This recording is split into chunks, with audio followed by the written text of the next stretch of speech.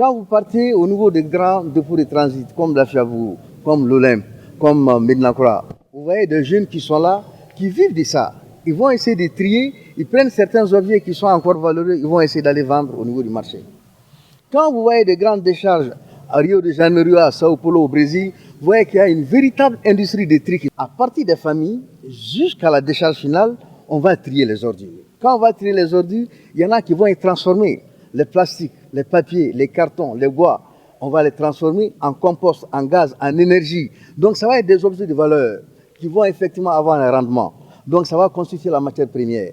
Maintenant, de Dar Salam à Noubourou, peut-être que la moitié des déchets ira sur la décharge finale parce que les autres seront triés, transformés, parce qu'en réalité, ils peuvent servir.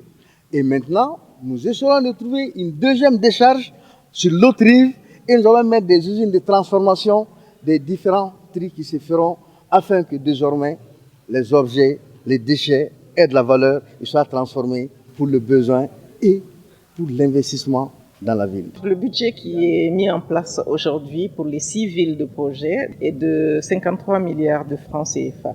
Il est certain que les villes n'ont pas les mêmes dimensions, n'ont pas les mêmes problèmes et que la répartition sera probablement ajustée aux besoins et à la taille de chaque ville. C'est que Bamako compte 4 millions d'habitants. Une autre des villes de projet qui est Thiès compte 500 000 habitants.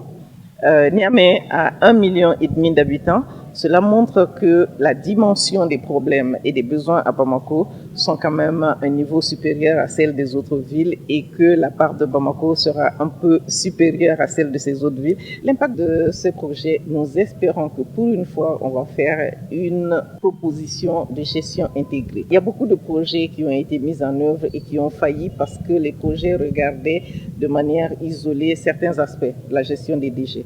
Ce projet va regarder l'ensemble du cycle de vie des déchets, depuis la production dans les foyers jusqu'à l'élimination finale. Et cette élimination se veut vraiment valorisation.